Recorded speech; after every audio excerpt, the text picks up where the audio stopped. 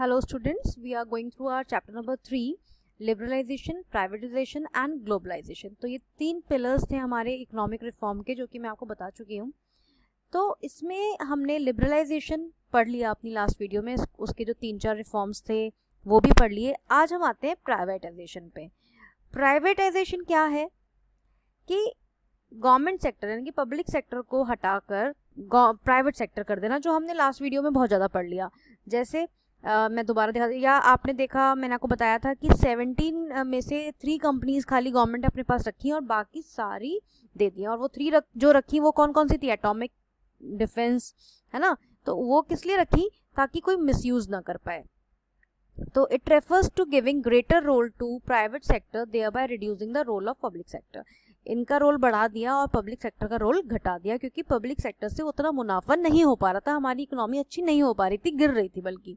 In other words, it means shedding of the ownership or management of government-owned enterprises. तो government का जो ownership था और management था वो गिरने लग गया, कम होने लगा।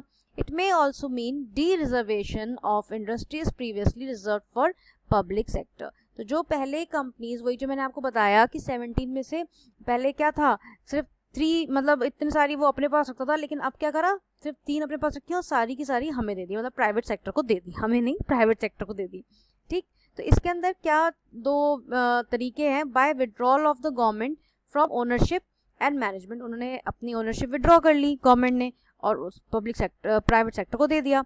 By the method of disinvestment, disinvestment मतलब कि जिसमें अगर मान लो हमने अपने 50% शेयर्स किसी कंपनी के खरीदे हुए हैं, तो उसमें से 5% मैंने किसी और को बेच दिए, तो वो उसे कहते हैं डिसइन्वेस्टमेंट करना।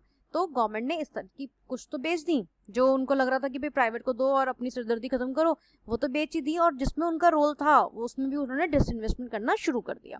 ठीक, तो इसके ऑब्जेक्टिव्स क्या रहे? Improve the financial condition of the government, government की फाइनेंशियल कंडीशन बढ़ अच्छी हो गई।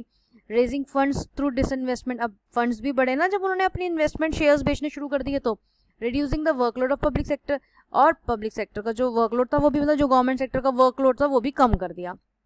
Increasing the efficiency of the government undertakings, और गवर्नमेंट के अंडर में जो थी उसकी एफिशिएंसी बढ़ी, जब कम काम रह जाएगा तो एफिशिएंसी बढ़ जाएगी। Providing better goods and service to consumer, और कंज्यूमर को अच्छे गुड्स एंड सर्विसेज सप्लाई करे। Bringing healthy competition with an economy, और फिर उससे हमारी जो इकोनॉमी थी थोड़ी अच्छी हो गई। ठीक, उसके बाद क्या है आपका? Making way for direct investment, मतलब FDIs को इन्होंने बुलाया और इन्वेस्टमेंट करना शुरू कर दिया। ठीक, इसमें हमारी जो है वो नवरत्न कंपनीज थी जिनको ज़्यादा पैसा लगाया। वो देखो ये लिखी हुई है मैंने, आप नोट कर लेना। Indian oil corporation, steel authority, Bharat heavy, मतलब भेल जो है ना, ये सारी आपका BSNL, ये सब इन्होंने हमारी नवरत्न है कंपनीज, जिनको इन्होंने कुछ प्रमोट किया और काम करने का दिया। अब आता है हमारा ग्लोबलाइजेशन। ग्लोबलाइजेशन मतलब क्या होता है कि हमने बाहर के लोगों को व्यापार करने के लिए जो रिस्ट्रिक्शंस लगा रखी थी, जो हमने टैरिफ और कोटा लगा रखा था, पहले हमने जो पढ़ा था लास्ट चैप्टर में अपने, उसको खत्म करा।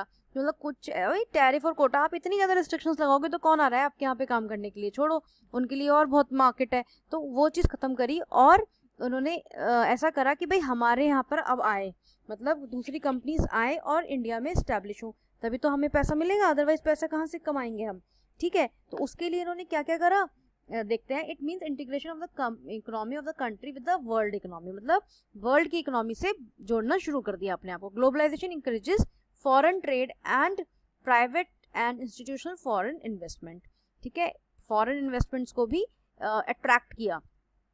अब अट्रैक्ट कैसे करा? जैसे अपना मनी जो था वो डीवैल्यू कर दिया, अपने रुपये की कीमत घटा दी, या उनको जो लाइसेंस थे वो चीज़ें कम कर दी, है ना, टैक्स रेट थोड़ा सा सही कर दिया। तो इससे क्या हुआ कि हमारा जो मतलब एक अच्छा मार्केट मिल गया, ग्लोबल मार्केट मिल गया आपको, दूसरी कंट्रीज़ को यहाँ पे वर्क करने के लिए। अदरवाइज कोई वर्क क्यों करेगा बताओ? और उससे हमारे यहाँ पे क्या हुआ, बेनिफिट हुआ कि एडवांस टेक्नोलॉजीज भी आई, है ना, और प्लस बढ़िया काम होने लगा, मतलब जो फ्यूचर प्रोस्पेक्ट थे वो भी अच्छे हो गए हमारी कंट्री के, क्योंकि हमारी कंट्री तो क्या है, डेवलपिंग कंट्री थी, है ना, डेवलपिंग ही इकोनॉमी थी उसकी। तो ग्लोबलाइजेशन जब आया, अब एक चीज़ कहते हैं ना कि अगर आप कहीं बाहर गए ही नहीं हो तो आपको क्या पता कि मार्केट में क्या चल रहा है क्या नहीं, मतलब कुएं के मेंढक बन के रह जाओ तो वो तो सही नहीं है। तो अगर आप सिर्फ अपने अपने यहाँ ही काम कर रहे हो तो आपको क्या मालूम कि मार्केट में क्या चल रहा है, कि लोगों की क्या एफिशिएंसी है काम करने की। जब आप दुनिया में निकलोगे, बाहर निकलोगे, जब भी तो आपको पता चलेगा ना कि क्या हो रहा है क्या नहीं हो रहा।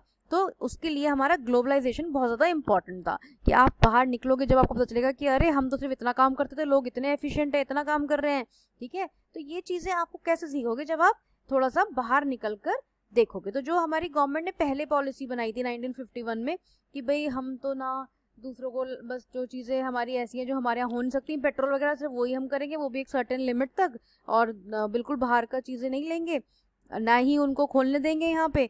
तो भाई क्यों कोई आपके यहाँ पर आएगा, उसके लिए तो और दुनिया बहुत, ठीक है। लेकिन अगर आपको पैसा चाहिए, आपको अट्रैक्ट करना है उन्हें, तो आपको अपने अंदर कुछ चीज़ें लानी पड़ेंगी, अपनी जो कुछ पॉलिसीज़ है उनमें भी थोड़ा सा लूज पॉइंट छोड़ना पड़ेगा, तभी वो लोग आएंगे आपके देश में और मतलब करेंगे व्यापार, है ना।